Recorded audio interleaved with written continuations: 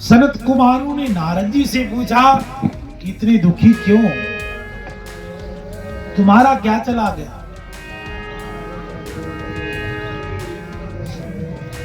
तुम तो साधु हो, तुम तो विरक्त हो, भला तुम्हारा क्या चला गया?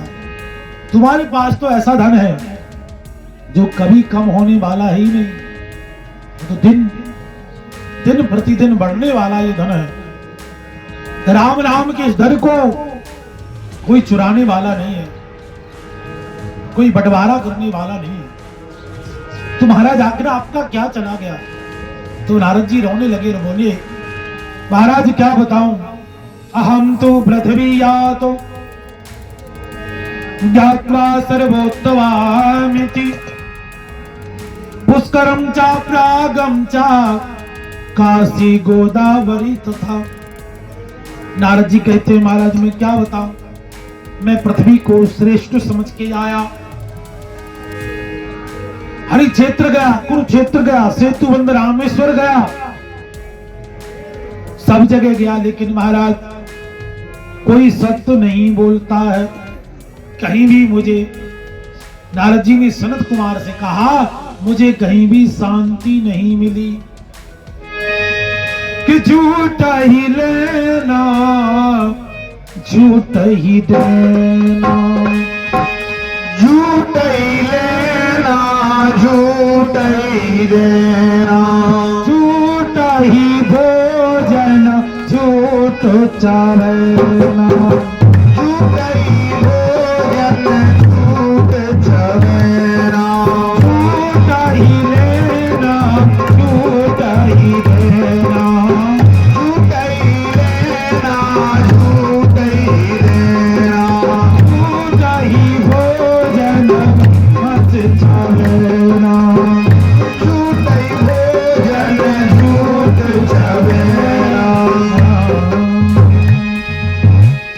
झूठ ही लेना।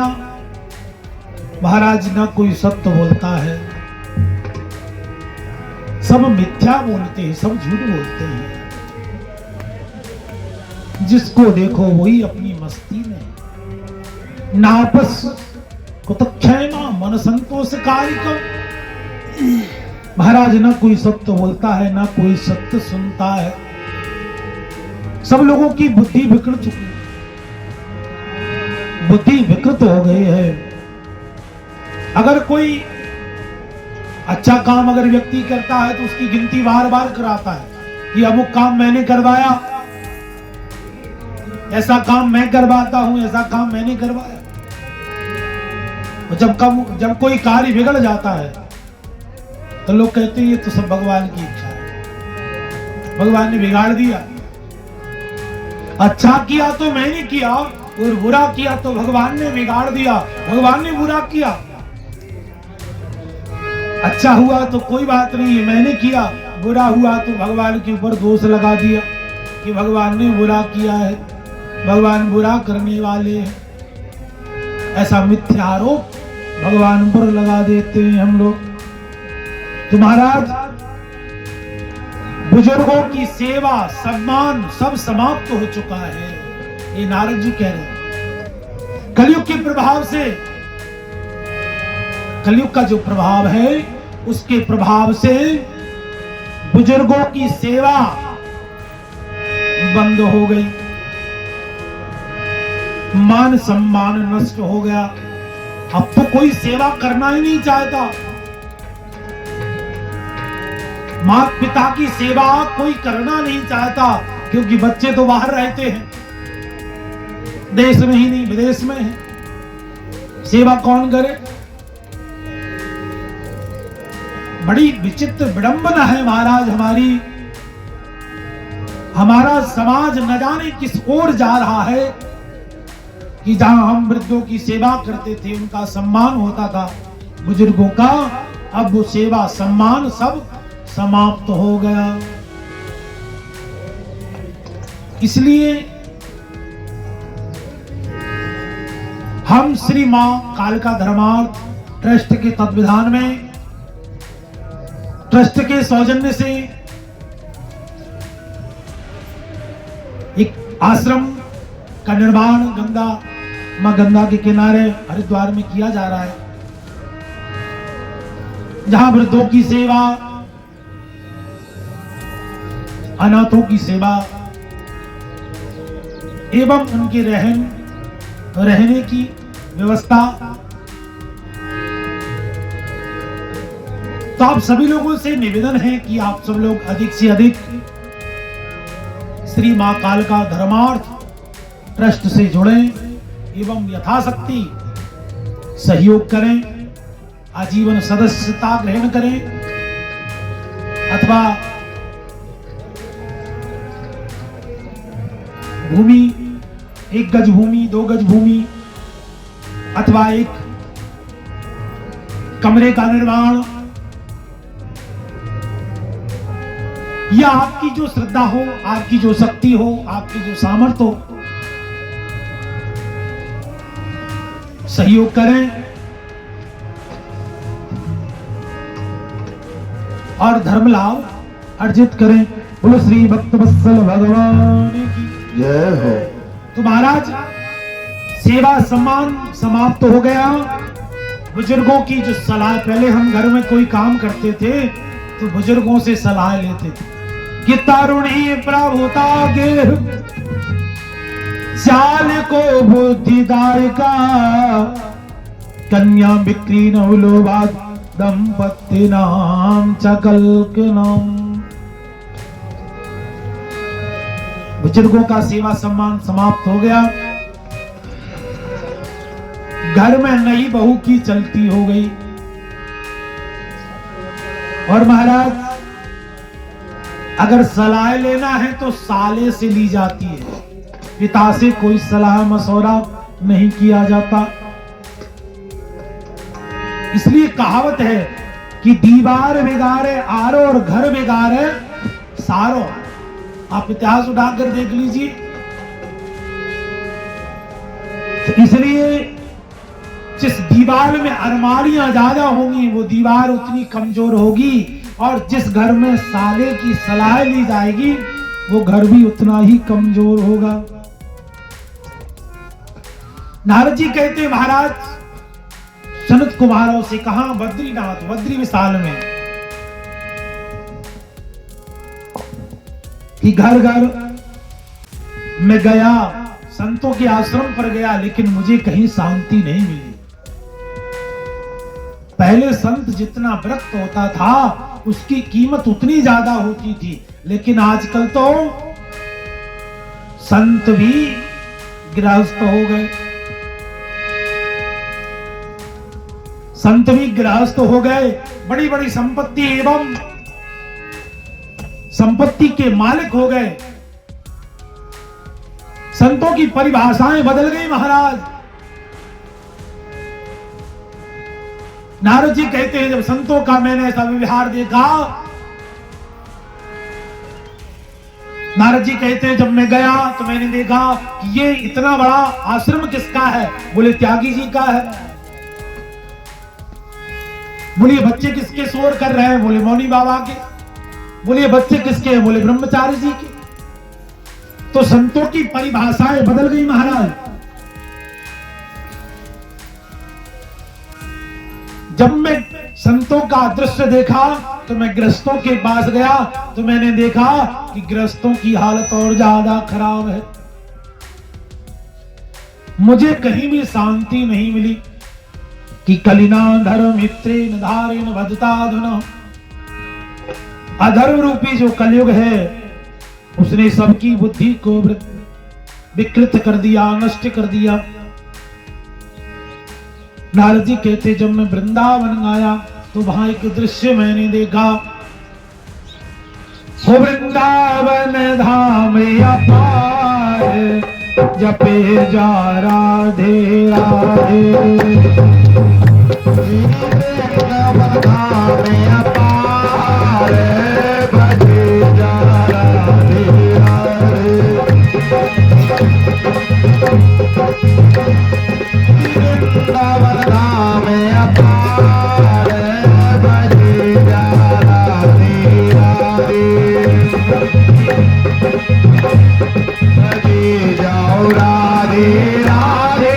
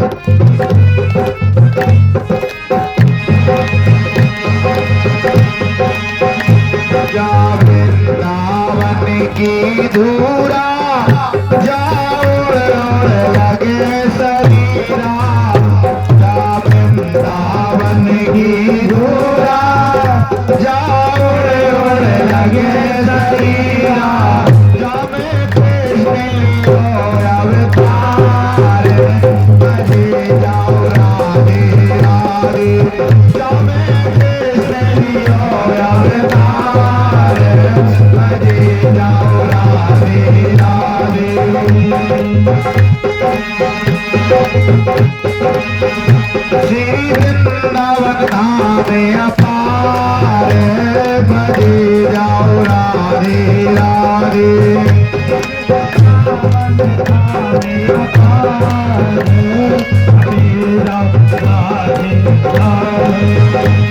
जपे जाओ राधे राधे बजे जाओ राधे राधे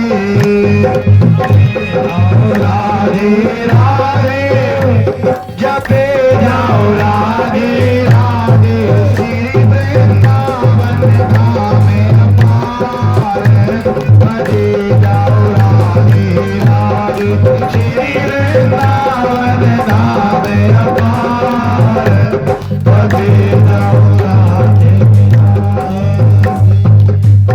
बोलो श्री राधे रानी सरकार की जय हो भक्त वत्सल भगवान की जय हो। तो महाराज जब मैं वृंदावन में गया, नारद जी कहते तो भाई कौतिक देखा मैंने, एक युवती के पास दो पुरुष मूर्छित अवस्था में पड़े हुए हैं।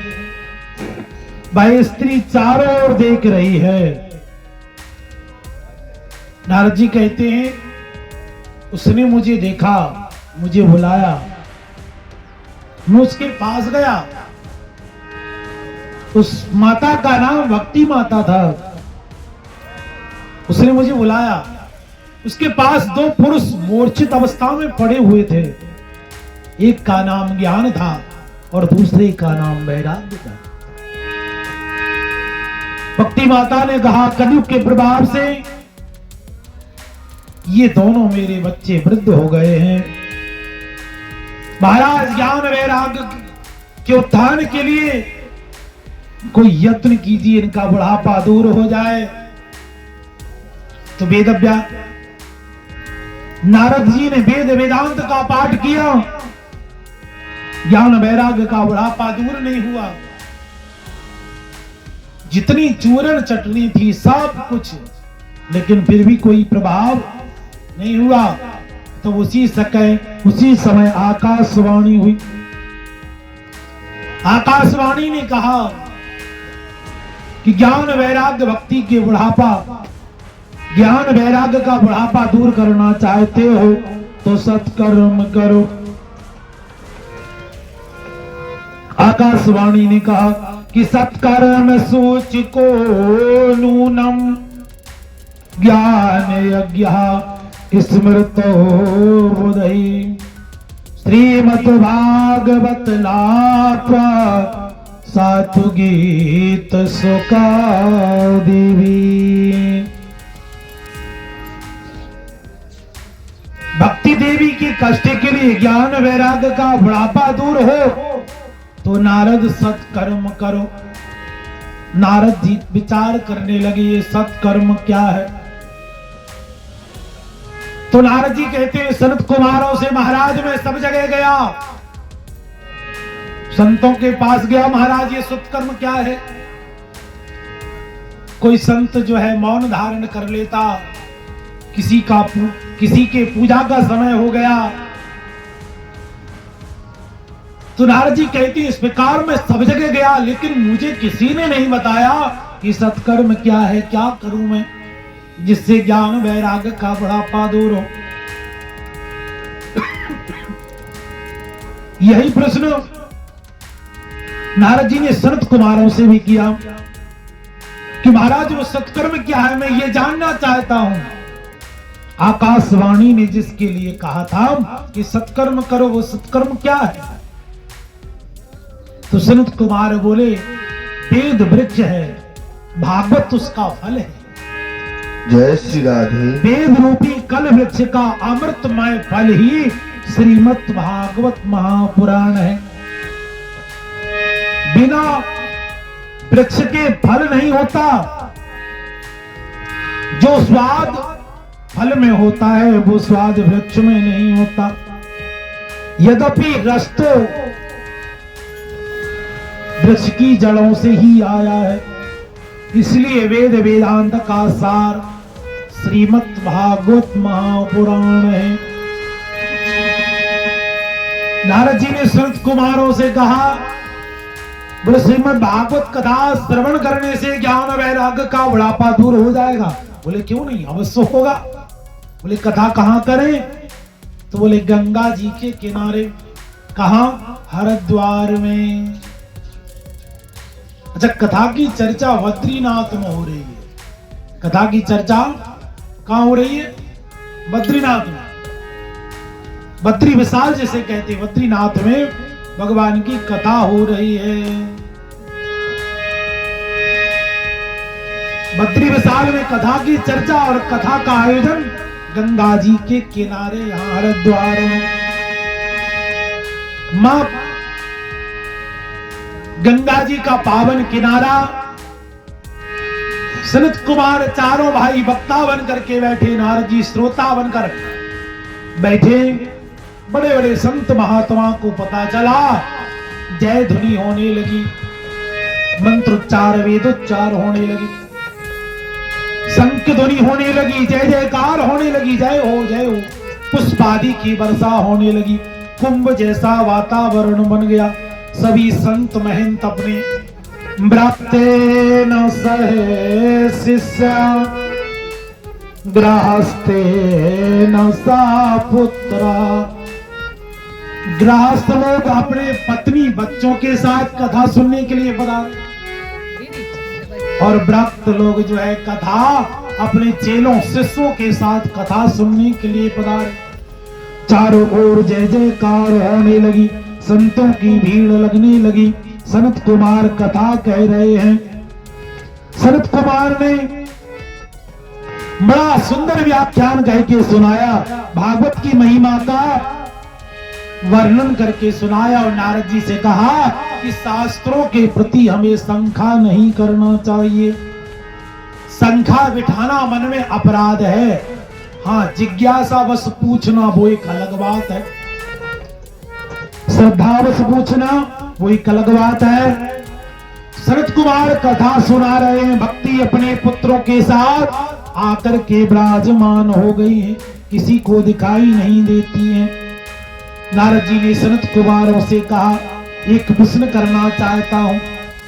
पूछिए महाराज। नारद जी ने एक प्रश्न पूछा कि यदि कोई भक्त व्यक्ति भागवत कथा श्रवण करके मुक्ति पाता है तो इसमें कोई आश्चर्य नहीं है।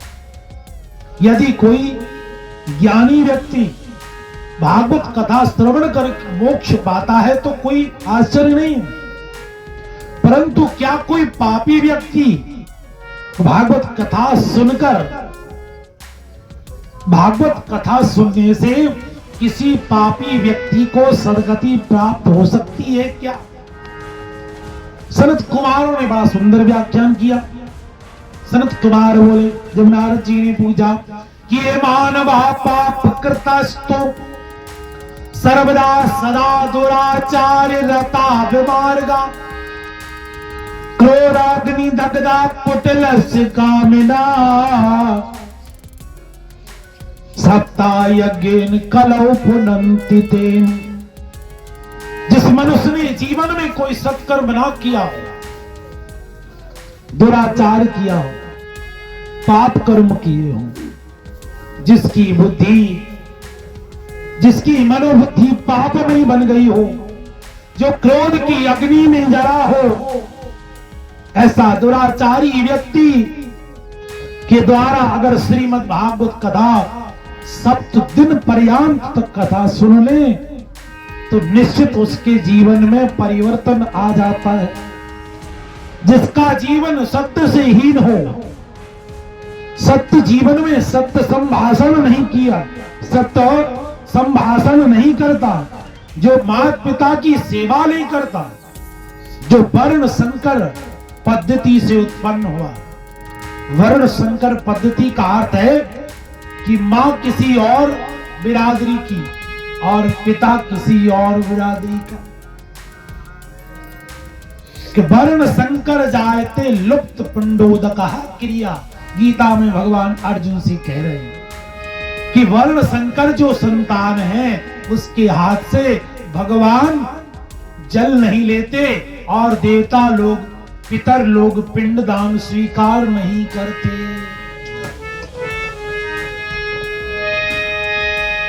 प्रेम से बोली राधे जय हो। अरे उम्र बीत गई जीवन को निकलो ना सारे, उम्र बीत गई। समझने वाली बात है। तभी ने बड़ी सुंदर वाणी लिखी है कि सारी उम्र बीत जाती है पर ज्ञान नहीं हो पाता। अरे उम्र बीत गई जीवन को निकलो ना सारे, उम्र बीत गई। उम्र बीत गई जीवन को निकलो ना सारे, उम्र बीत गई। उम्र बीत गई, उम्र बीत गई, उम्र बीत गई जीवन को निकलो ना सारे, उम्र बीत गई। उम्र बीत गई जीवन को निकलो ना सारे, उम्र बीत गई। हरि बोल।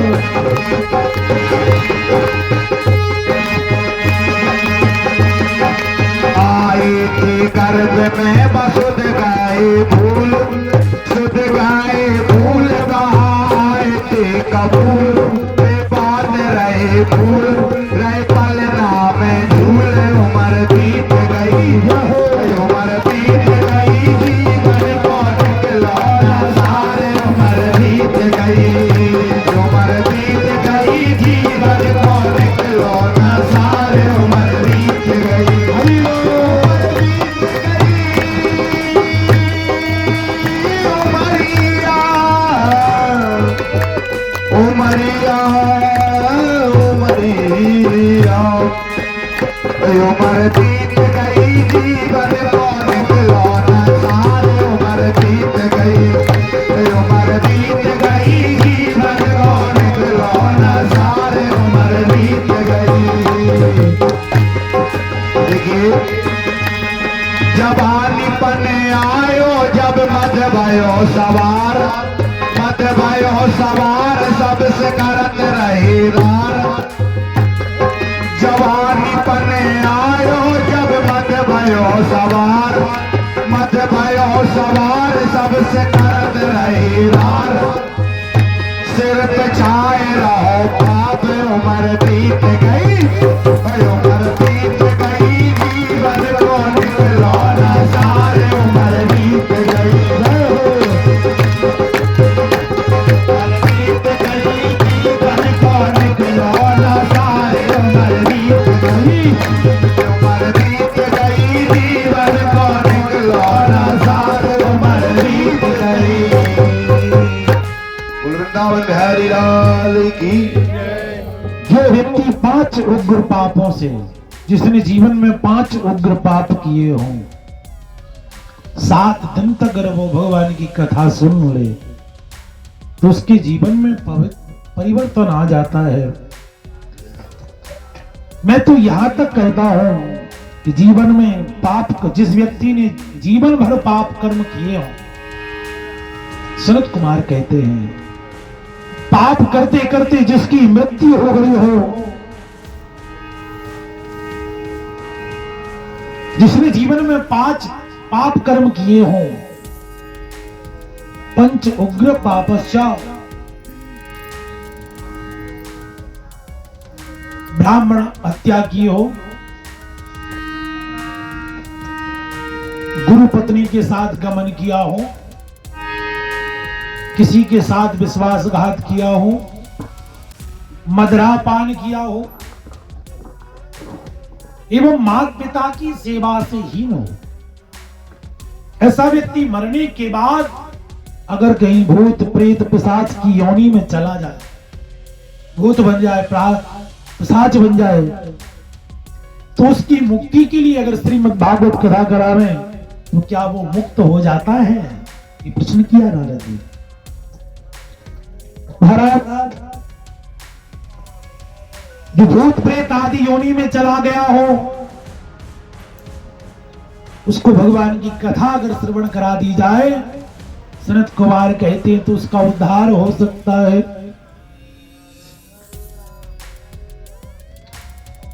कि तुंगभद्र तुंग तुंगभद्रा तटे पूर्वभूतमोत्तमम् यत्र वर्णा सुधर्मेण सत सत कर्म तत्परः। सनत कुमार कहते कि मुझे कथा याद आ रही है।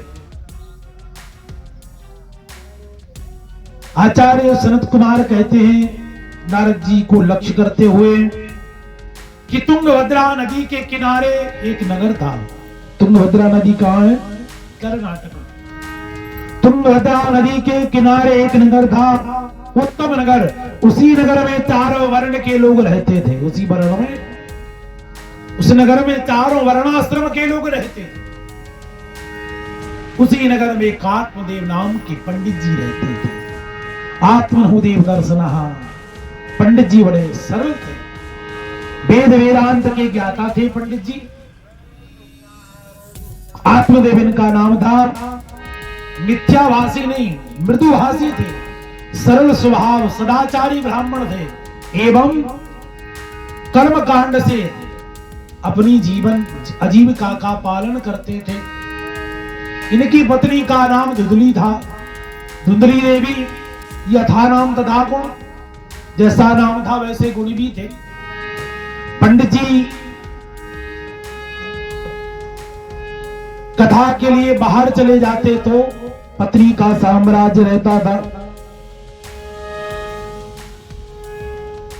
तो पत्नी जो है घर में अच्छे अच्छे स्वादिष्ट भोजन बनाना, पड़ोसियों से झगड़ा करने ना, ये सब काम उसके थे। पंडित जी के यहां सब कुछ था भगवान की कृपा से, लेकिन संतान नहीं थी। संतान सुख नहीं था, धन तो बहुत था। पंडित जी जिस गाय को पालते थे वो गाय भी अपने बछड़े को जन्म नहीं देती थी।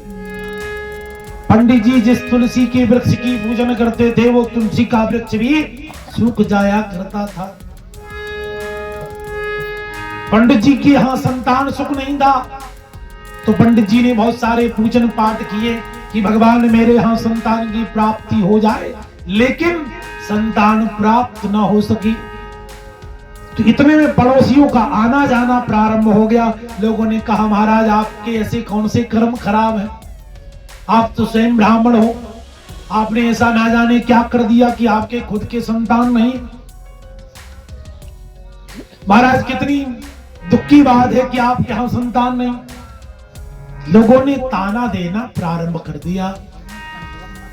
पंडित जी तुम्हारे यहां गाय अपने बछड़े को जन्म नहीं देती, पंडित जी तुलसी का वृक्ष सूख जाता है। पंडित जी के मन में विचार आया कि मेरे जाने के बाद मेरे पूर्वजों को, पितरों को जल कौन देगा, क्योंकि मैं तो निसंतान हूं, मेरे कोई संतान नहीं। तो पंडित जी ने बहुत विचार करने के बाद बोले ऐसे जीवन से तो मर जाना बेहतर है, और जंगल में पहुंचकर आत्महत्या करने के लिए जंगल में चले गए। एक वृक्ष के नीचे बैठ जाते हैं कि कथम रोदसी विप्रतुम काते चिंता बलियसी वदत्वरम सत्वरम मह्यम स्वप्नस्य दुःखस्य कारणम। उसी जंगल में एक महात्मा जी का आगमन हो गया। महात्मा ने पंडित जी से कहा कि आप ब्राह्मण देवता हो? बोले हाँ। बोले जंगल में आप क्यों आए हो? तो पंडित जी बोले हम आत्महत्या करने के लिए आए हैं। बोले क्यों?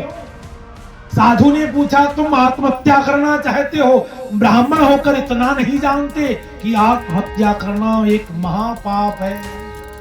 ये नहीं जानते तुम? आत्महत्या करना पाप है। तब पंडित जी ने अपना हाल बाबा जी से कह सुनाया कि महाराज मेरे कोई संतान नहीं, इसलिए मैं आत्महत्या करना चाहता हूं। तो साधु ने कहा पंडित जी संतान नहीं है, भगवान कोई अपनी संतान मान लो, भगवान से संबंध जोड़ लो। पूत अगर कहीं कपूत हो गया तो इसकी क्या गारंटी है? तुम पुत्र मांग रहे हो, पुत्र सुपुत्र होगा, इसका क्या है, इसकी क्या गारंटी है?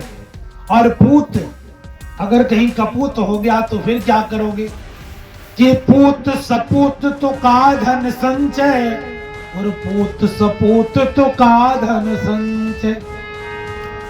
पूत अगर पुत्र अगर सपूत है तो धन जोड़ने की, संपत्ति जोड़ने की आवश्यकता नहीं है। अगर पुत्र अगर सपूत अगर कपूत निकल गया तो फिर कितनी संपत्ति जोड़ के रख लो, वो सब नष्ट कर देगा। प्रेम से बोलिए राधे। पंडित जी को बहुत समझाया, बेटा भगवान से संबंध जोड़ लो, भगवान को ही एक बेटा बना लो, भगवान को ही अपना स्वामी मना लो, भगवान से कोई संबंध जोड़ लो। कि मुंचा ज्ञानम प्रजारोपम वरिष्ठा कर्मणो गति, विवेकम तो समासाध्य त्याज संसार वासनम। बेटा साधु ने कहा, ये संसार की इच्छा करना ही गलत है। कि हम सोचते हैं कि संसार में ये मेरा पुत्र है, ये मेरी पत्नी है, ये मेरा धन है, ये दौलत है। तो बेटा ये संसार में सब कुछ यहीं रह जाएगा, कोई किसी का साथ नहीं देता। ये संसार मिथ्या है और यहीं छूट करके रह जाएगा, यहीं रह जाएगा ये संसार। न पुत्र साथ देगा न पुत्री साथ देगी। तो बाबा जी बड़े सुंदर समझाने लगे, बेटा को लेकर क्या करोगे? पूत कपूत हो गया तो पूरे जीवन रोना पड़ेगा, इसलिए भगवान से संबंध जोड़ लो, परमात्मा से गोविंद को पुत्र बना लो। कि अनन्य ममता विष्णु ममता प्रेम संगता, भाव साएव सारात्मा बुरे प्रेम गते। कि जैसी ममता इस संसार से करते हैं वैसी ममता अगर गोविंद से हो जाए। राधा रानी सरकार की जय हो। सब सुख भोग लहे जग के, छोटे पर मन सारे भोग भोग लेता है। सब सुख भोग लहे जग के, सब अरमान निकाले अब तो गोविंद के गुण गाले, अब तो गोविंद के गुण गाले। गाले गाले गाले गाले गोविंद के गुण गाले, अब तो गाले गाले गाले गाले गोविंद के गुण गाले। सब सुख भोग लहे जग के, सब अरमान निकाले अब तो गोविंद के गुण गाले, अब तो गोविंद के गुण गाले।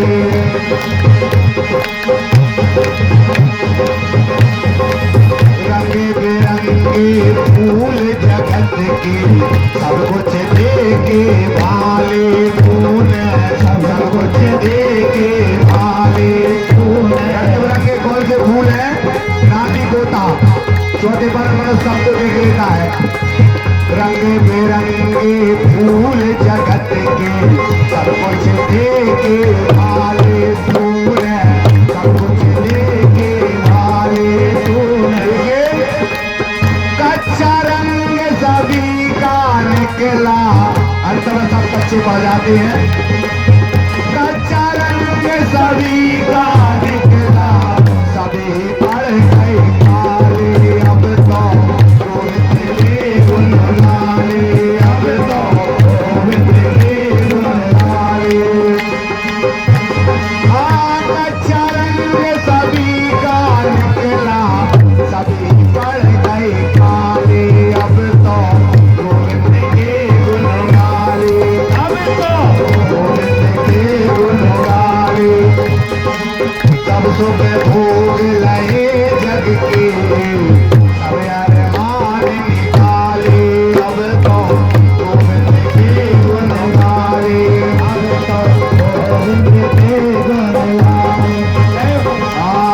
जितने पाप करे जय जग में घट के घट भर डाले तूने, घट के घट भर डाले तूने।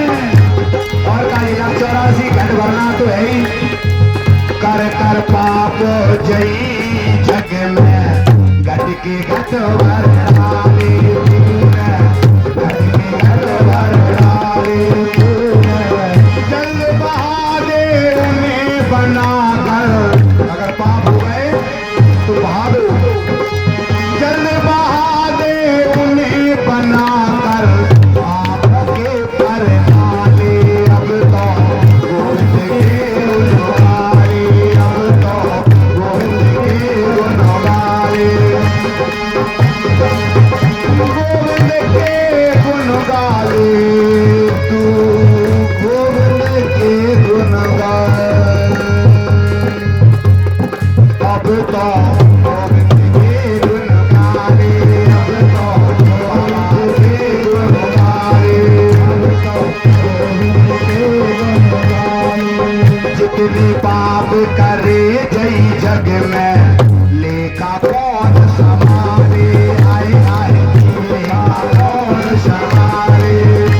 अगर पापों का चट्टा हो गया तो वो कौन संभालेगा? कोई नहीं संभालेगा, तुमको ही संभालना पड़ेगा।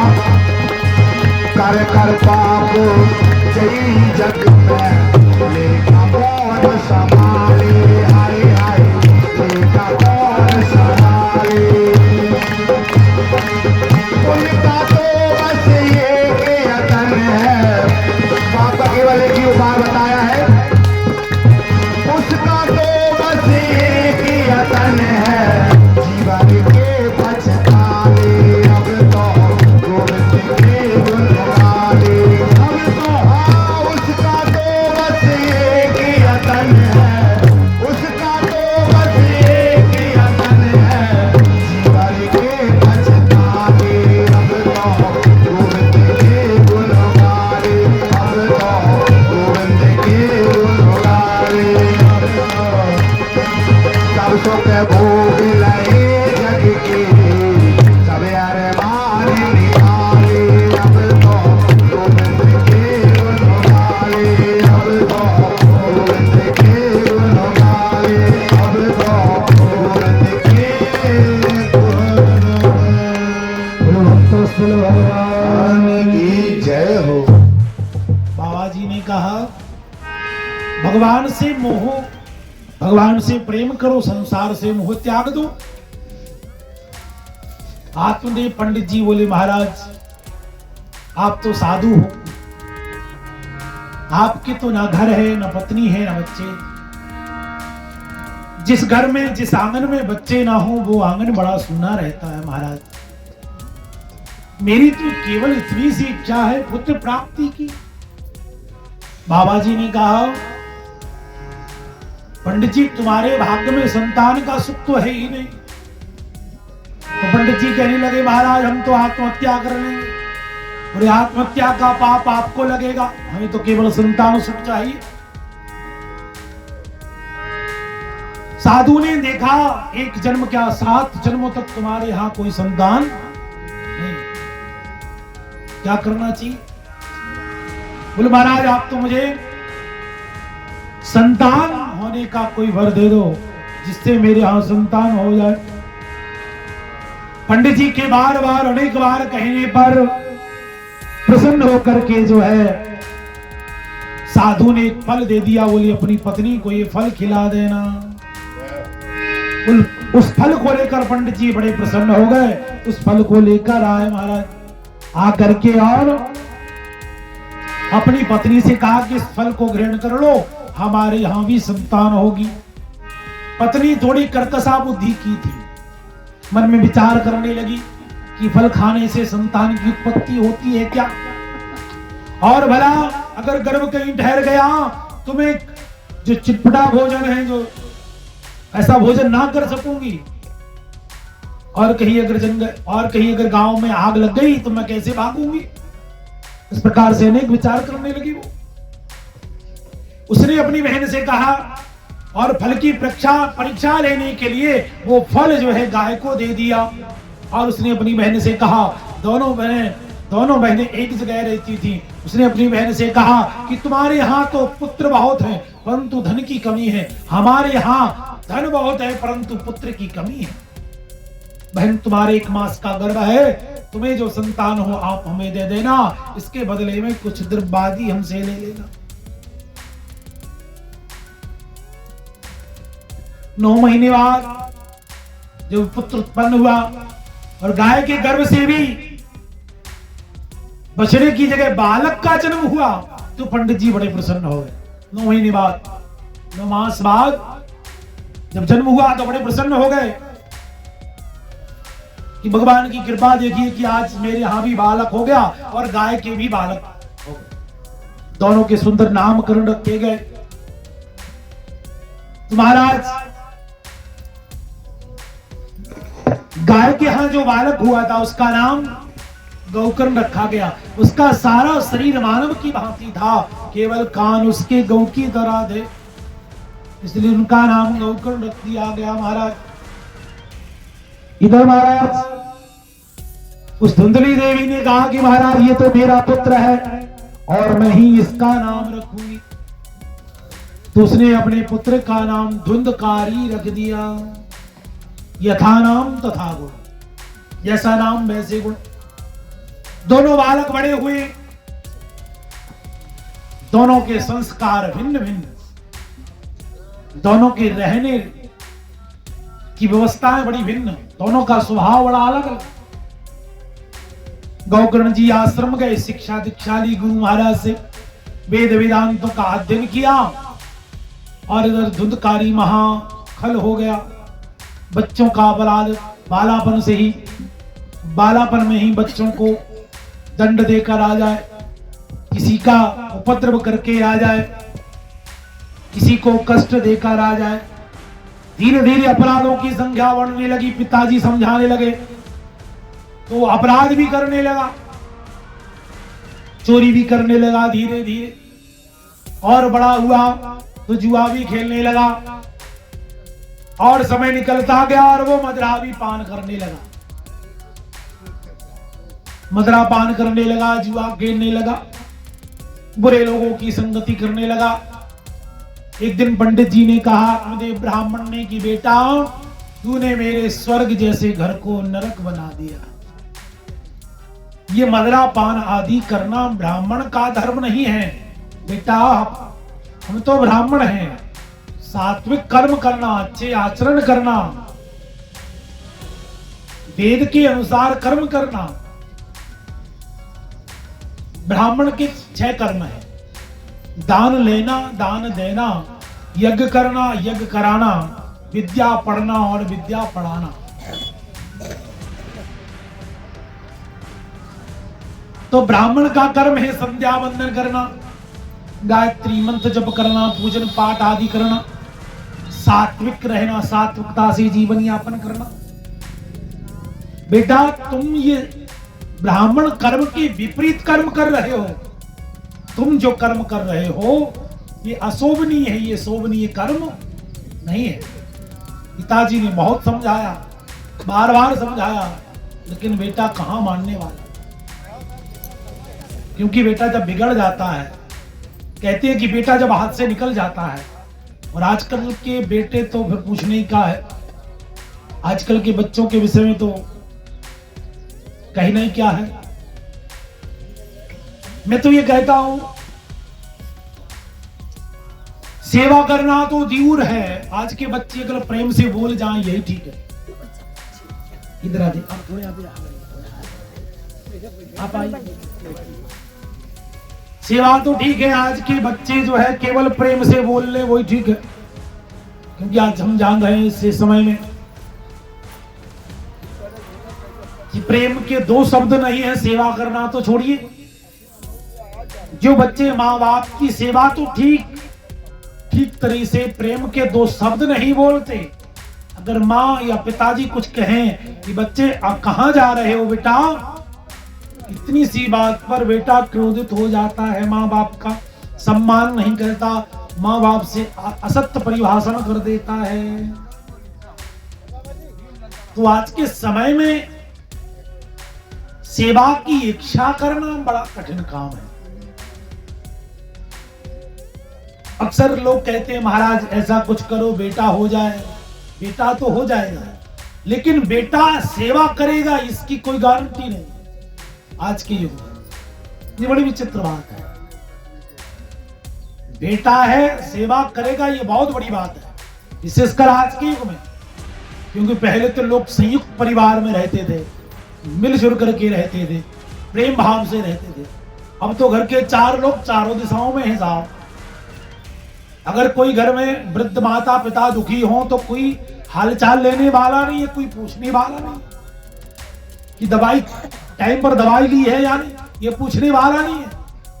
और अभी तो इतना समय खराब है, आप विचार कीजिए आने वाले समय में और कितनी विकट परिस्थितियां होंगी। एक जगह में गया, हमारे यजमान है, उनके 2 बच्चे थे, दोनों उपद्रव करते थे। तो बोले महाराज कोई उपाय करो, इससे ये दोनों बच्चे जो है शांत हो जाए, घर में शांति बनी रहे।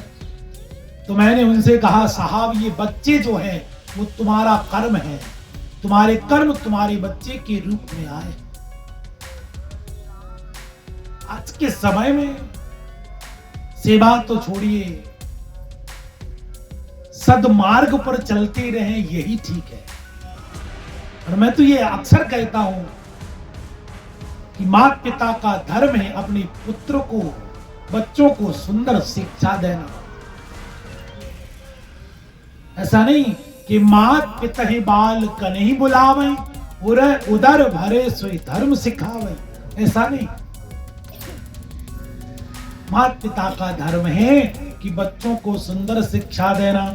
शिक्षा से तात्पर्य है कि कुछ सत्कर्म की ओर, भगवत सेवा की ओर, भगवत भजन की ओर लगाना।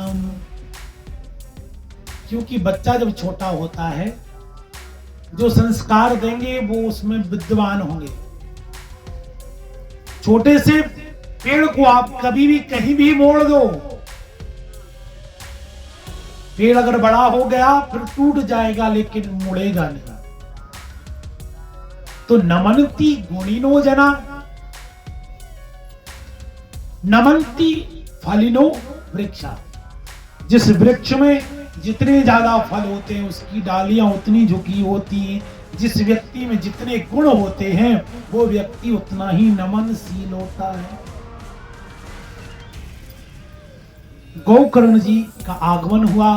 गौकर्ण जी ने आत्मदेव नाम के ब्राह्मण, आत्मदेव पिताजी को समझाया कि पिताजी क्या तुम लेकर आए थे और क्या लेकर जाना चाहते हो। ये जीव अकेला आया था इस संसार में, केवल अकेला जाएगा। जो कुछ रिश्ते नाते भाई बंधु ये सब मिले, ये संसार में यहां मिले, जिस दिन हम यहां से चले जाएंगे ये संसार भी छूट जाएगा।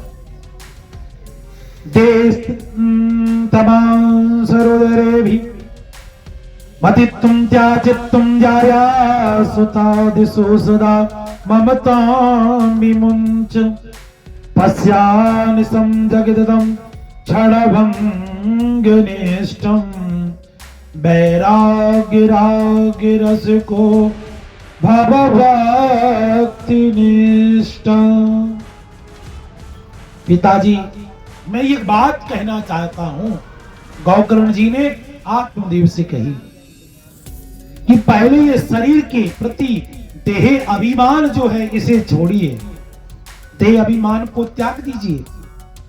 मैं शरीर हूं ऐसा मानना छोड़ दीजिए।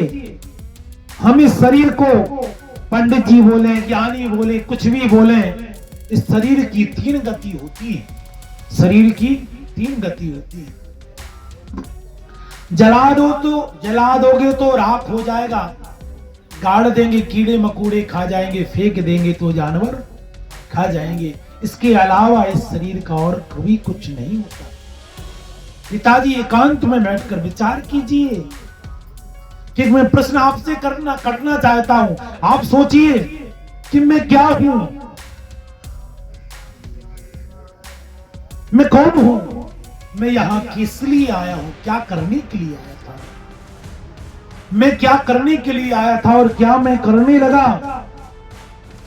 क्या ये धन, ये संपत्ति संपत्ति ये मेरे मरने के बाद क्या मेरे घर वाले मेरे साथ बांध देंगे कि भैया ये तुमने संपत्ति कमाई है, ये तुम अपनी संपत्ति ले जाओ? ऐसा तो होता नहीं। संपत्ति कितनी भी कमाई हो, सब यही पड़ी रह जाएगी। पिताजी, पिताजी, ये मेरा बेटा, ये पुत्र, ये धन, ये दौलत, ऐसा कहना छोड़ो, ये अभिमान मन से त्याग दो कि संसार में ना कोई किसी का है ना कोई किसी का होगा। इस चक्कर में क्यों पड़े हो पिताजी कि चल रे हंसा अमर लोकों को, यहाँ कोई नहीं तेरा है, जग वालों का हुआ अंधेरा, अपना हुआ सवेरा, अपना हुआ सवेरा। आत्मदेव ब्राह्मण गौकर्ण जी के मुख से सुंदर व्याख्यान सुनकर उनके मन में वैराग्य उत्पन्न हो गया।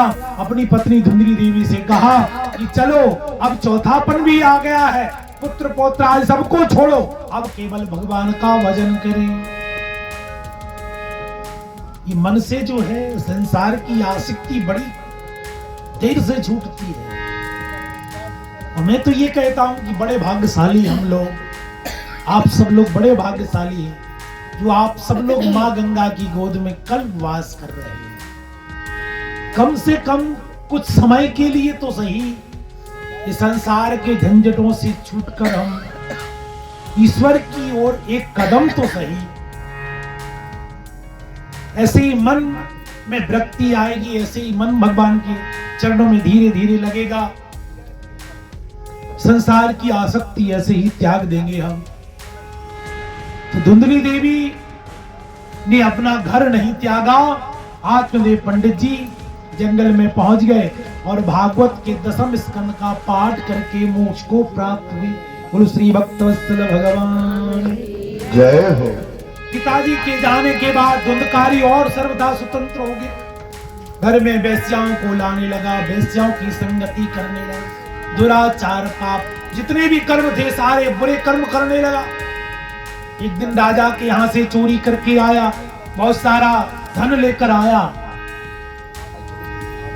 बहुत सारा धन लेकर आया। वेश्याएं विचार करने लगी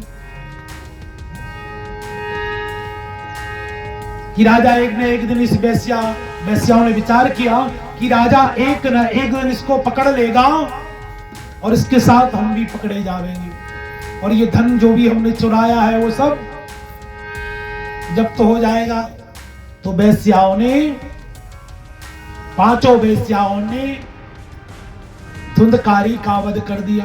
दहकते हुए अंधकार आग के दहकते हुए अंगारे उसके मुख में डाल दिए, रस्सी से 4 पाई पर पहले बांध दिया, फिर आग उसके मुख में डाल दी गई। मरने के बाद उसको शरीर में दफना दिया, गाड़ दिया गया जमीन के अंदर उसको। और पांचों वेश्या जो धन था वो आपस में बराबर लेकर के चली गई। सूत जी कहते हैं सौनकादि ऋषियों से कि दुष्ट की संगति सदैव दुखदाई होती है। कि दुष्ट संग जन देह विधाता और जासे भलो नरक को वास, जासे भलो नरक को वास। दुष्टों की संगति सदैव त्याग देनी चाहिए क्योंकि दुष्टों का कोई भरोसा नहीं है, उनका कोई भरोसा नहीं है। कब क्या करें, मरने के बाद वो प्रेत बन गया साहब।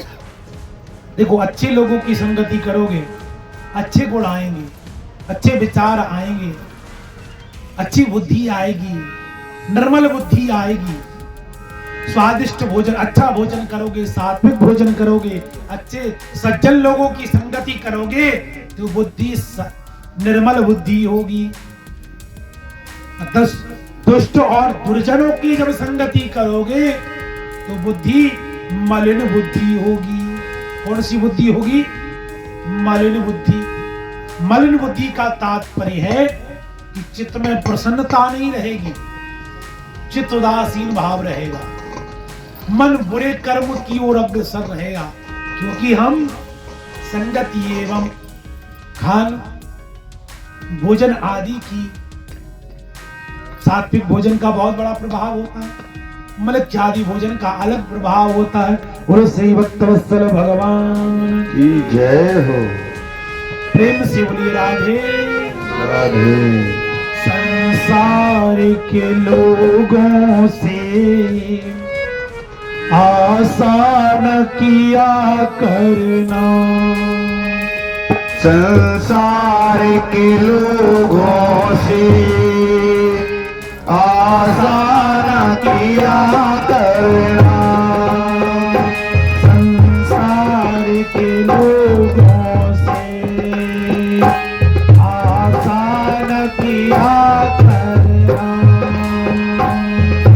संसार के लोगों से आसान किया करना, जब कोई न हो अपना, जब कोई न हो अपना, सीताराम भजा करना, जब कोई ना हो अपना, सिया राम भजा करना, जब कोई ना हो अपना, सिया राम भजा करना, जब कोई न हो अपना, जब कोई न हो अपना, सीताराम जपा करना, जब कोई ना हो अपना, सिया राम भजा करना, जब कोई ना हो अपना, सिया राम भजा करना, संसार के लोगों से आसान किया करना, संसार के लोगों से आसान किया करना, संसार के लोगों से आसान किया करना, संसार के लोगों से आसान किया करना, जब कोई न हो अपना, सीताराम भजा करना, जब कोई ना हो अपना, सिया राम भजा करना,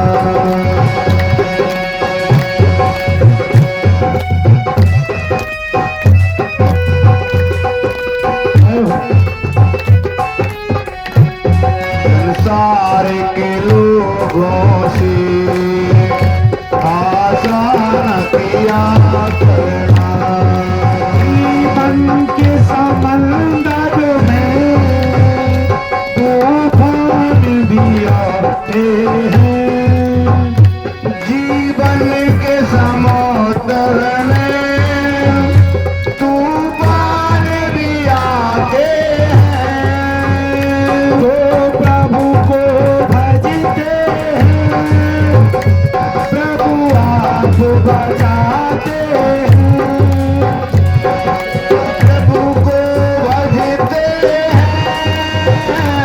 भगवान बचाते हैं, जब कोई न हो अपना, जब कोई न हो अपना, सीताराम जपा करना, जब कोई ना हो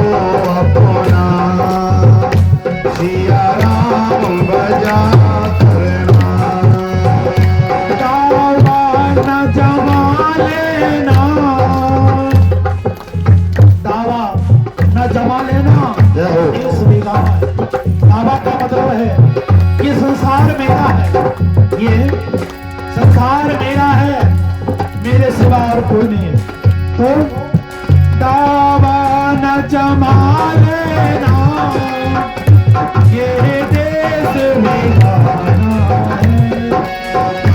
दामन जमा लेना, ये देश वीराना है। मानव का ये चोला,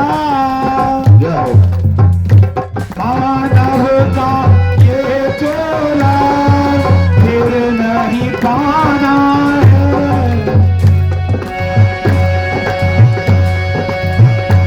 इसे यूं ही गवारा देना, इसे यूं ही गवारा देना, हरि नाम जपा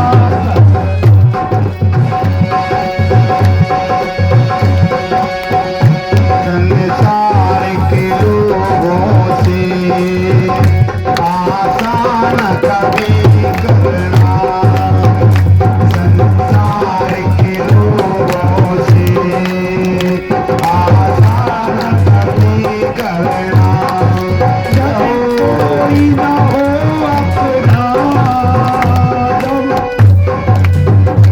जब कोई न हो अपना, सीताराम जपा करना। जब कोई ना हो अपना, सिया राम जपा करना। सारे के लोगों से आसान दिया,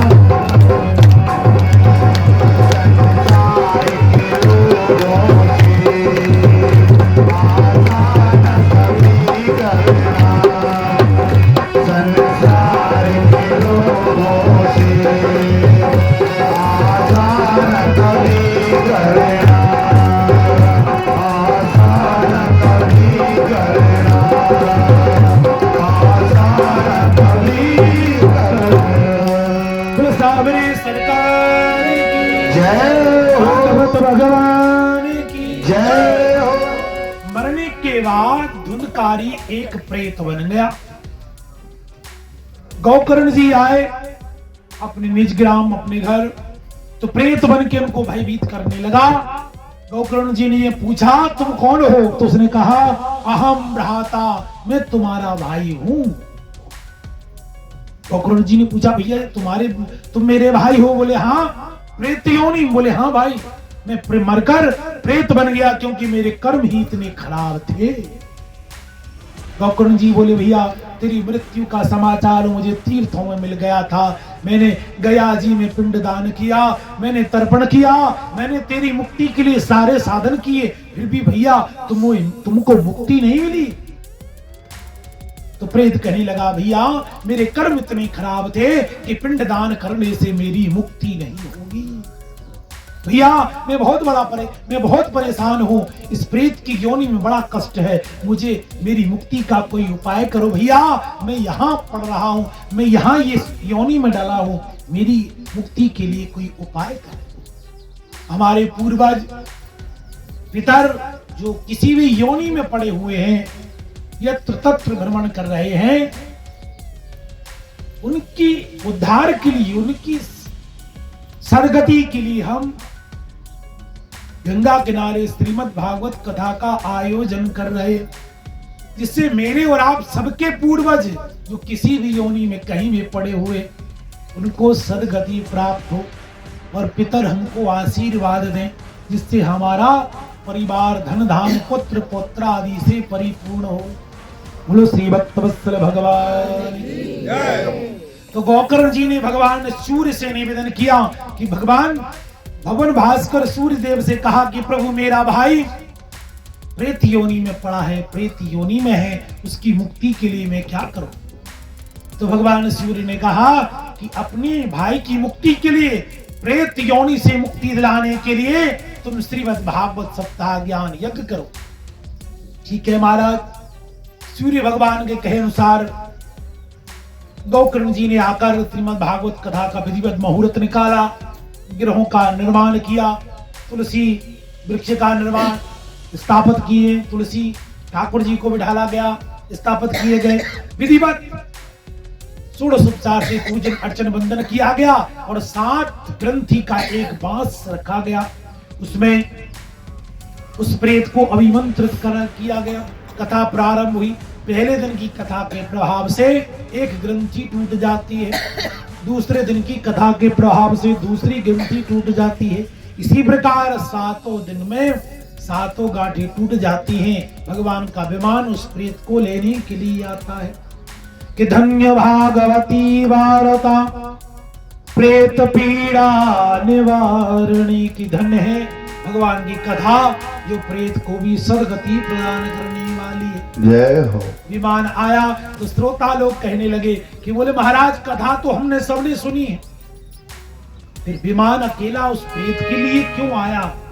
तब गोकर्ण जी कहने लगे कि कथा जिस प्रकार से सुनी जाती है, कथा तो एक है, जिस प्रकार से सुनी जाती है उसका फल भी वैसे ही होता है। कोई व्रत रख के कथा सुनता है, एक समय भोजन एक समय फलाहार, कोई केवल फलाहार ही करके कथा सुनता है। भक्ति भाव से कोई त्याग करके जमीन पर नीचे शयन करके दुनिया की व्यसन वस्तु को त्याग कर सदाचार पूर्वक, सदाचार नियम पूर्वक जो कथा श्रवण करते हैं उनको कथा के फल की प्राप्ति होती है। जैसे कथा सुनी जाती है उसी प्रकार कथा के फल की भी प्राप्ति होती है। बोलो श्री भक्तवत्सल भगवान की जय हो। इस प्रकार प्रेत को सदगति प्राप्त हुई और महाराज कथा अगर शक्ति शरीर में शक्ति नहीं है, सामर्थ्य नहीं है तो दोनों टाइम भोजन करके भी, लेकिन कथा सुनो, बैठने की शक्ति नहीं है तो यहां तक लिखा हुआ है कि कुर्सी पे बैठ करके भी कथा श्रवण कर सकते हैं। लेट करके भी अगर कोई व्यक्ति असाध्य है, शरीर में बैठने का सामर्थ्य नहीं है तो व्यक्ति लेट करके भी कथा सुन सकता है। बोलो श्री भक्तवत्सल भगवान की। भक्ति ज्ञान वैराग्य के बुढ़ापा दूर हुआ, भक्ति प्रसन्न होकर के नृत्य करने लगी। भक्ति ने भगवान से कहा, इतना सुंदर स्वर उत्पन्न हुआ, कीर्तन उत्पन्न हुआ कि उस कीर्तन के स्वर से भगवान प्रकट हो गए और प्रहलाद जी ताली बजाने लगे, उद्धव जी कांसा बजाने लगे, देवराज मृदंग बजाने लगे, सनत कुमार जय जयकार करने लगे और उसी समय भगवान का प्रागट्य हो गया। जय हो श्री भक्तवत्सल भगवान की। बिहारी तेरी आरती आगे बिहारी तेरी आरती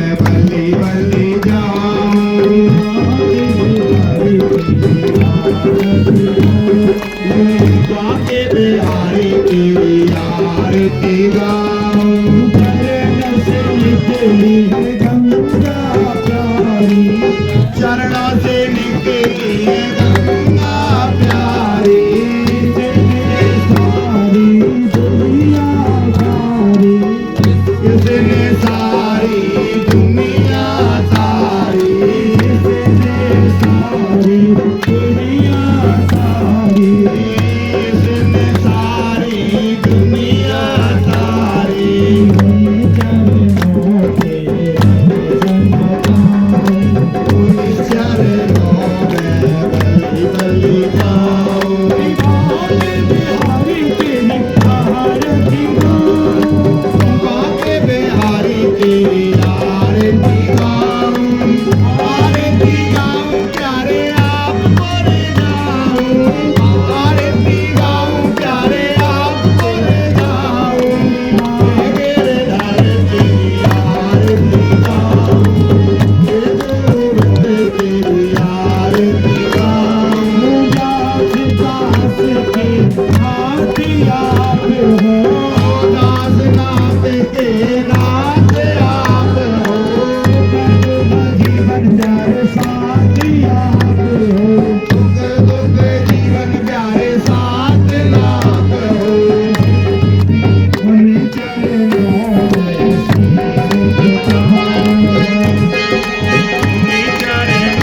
में शीश झुकाऊं। बाके बिहारी तेरी आरती गाऊं। प्यारे आपको मनाऊं आरती गाऊं प्यारे आपको मनाऊं बाके बिहारी तेरी आरती गाऊं। बाके बिहारी तेरी आरती गाऊं श्री हरिदास के प्यारे तुम हो श्री हरिदास के प्यारे तुम हो